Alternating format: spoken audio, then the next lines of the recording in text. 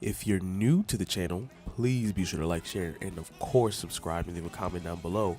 And also check out our partners, Nerds in the Hood, down in the description. And I hope to see you later on.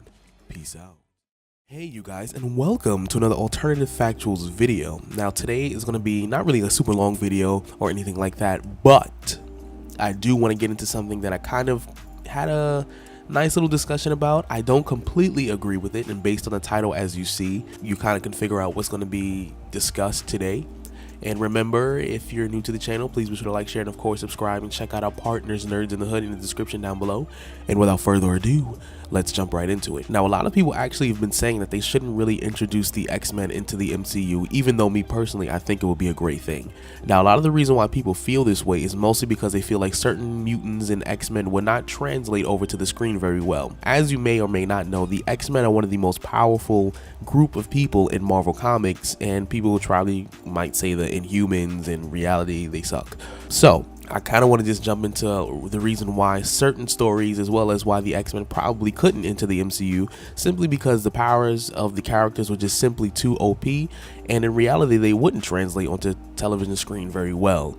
And this was actually proven by Infinity War. Like, as well as the movie was written, and even as well as it looked and seemed, in reality they could not display the full extent of the gauntlet to the maximum on TV screen, because to some degree you can't really comprehend what reality warping on a universal scale would kind of look like. One of the characters that I guess people would be most interested in is Vulcan, aka Gabriel Summers. Now obviously he technically is a fictional superhero appearing in Marvel Comics, and he first appeared in X-Men Deadly Genesis #1 that took place in January 2006. But his powers are actually ridiculously OP. He can manipulate and absorb any kind of energy that can include gamma radiation, cosmic energy, magical energy.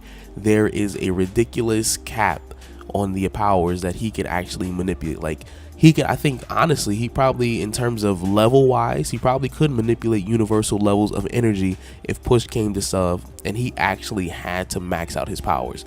So seeing like stories like this, because honestly some people do want to see X-Men Deadly Genesis come to the television screen of Marvel, it would really be hard for people to even comprehend the amount of power. Or if they do this and they decide to nerf his abilities, then it would be a problem, simply because the foundation of the story was based on the fact that he was just so freaking powerful. But that's neither here nor there. Now, another thing that obviously, like I said, a lot of people will be interested in seeing is Darwin. Now, Darwin actually did make an appearance in the X-Men First Class movie as the black dude, and they kind of modified the way he looked, and they relatively, for the most part, kept the foundation of his powers. But it was very clear that he actually, well, whoever wrote the or directed the movie put a cap on his abilities, because the way he died actually wouldn't have never killed him in the comics. And let me be clear. Now, Darwin actually appeared in X-Men Deadly Genesis #2 in 2006. So basically, issue #2 of the same thing that I mentioned previously for Vulcan.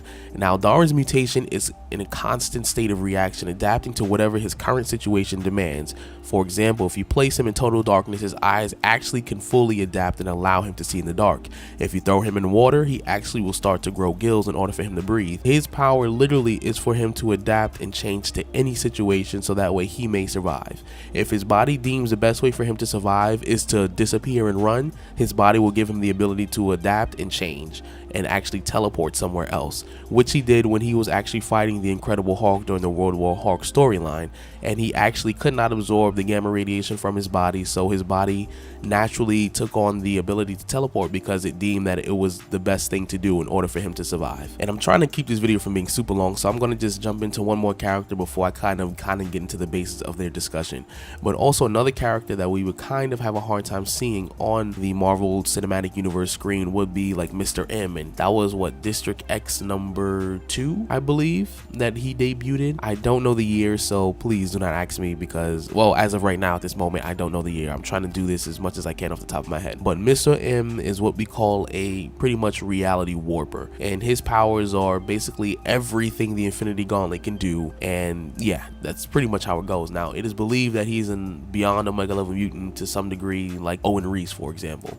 But Mr. M has complete control over the atomic and subatomic structure of different forms of matter and energy, and he actually can repair, like, you know, things like machinery and tangibility, and he has super strength, healing injuries of himself or others, and telepathy, mind control, and he can actually jumpstart people's evolution and other things evolution, all that good stuff. Like, he can literally control matter, and he would not translate on a TV screen very well because at some I don't remember which story it was, but he actually turned himself into pure energy. Even I believe Darwin was able to do that as well. Like, his body figured the best way for him to adapt was to turn his body into pure energy, and he did. So a lot of these characters would not translate over to this TV screen very well. Now, the foundation of their argument was simply that there are certain storylines, for example, like Apocalypse and even the origin of Apocalypse, that ran on the foundation of how powerful these characters were. Now, if we were to get to a prequel, for example, about Apocalypse, they would not be able to display the amount of power that he was able to gather as well as kind of control in his prime, simply because it would not look very good. And unfortunately, to some degree, I agree and disagree. Now, in reality, a lot of these arguments are just simply based on the fact that a lot of us are comic book nerds. Like I said, I don't completely agree with this whole thing. To some degree, I feel like we might have to nerf a lot of these characters in order for us to kind of fully understand what they're capable of as characters, as well as it will kind of take away from the story if certain characters will be able to warp reality and do certain things in order for them to kind of move the plot along. Because it's kind of like that Superman problem that they say in the golden age of comics, where literally he can get powers and, you know, different abilities just because the plot demands it, and often rather than not, the stories will get boring and it won't be entertaining. So the best way to do so is to kind of reduce their powers, so that way they can't just solve the problem within 5 minutes, even though sometimes the foundation of their abilities is kind of what makes them interesting. And in a lot of cases, it can be frustrating as a comic book nerd, but let me know what you think about this whole thing. Like I said, it wasn't supposed to be anything super duper informative, super duper deep, but I do want to know, how do you feel about super powerful mutants coming to the MCU, and what could possibly go forward in terms of storytelling if they do decide to introduce these reality warping mutants into the TV screen? So if you're new to the channel, please be sure to like, share, and of course subscribe and leave a comment down below, and I hope to see you later on. Peace out.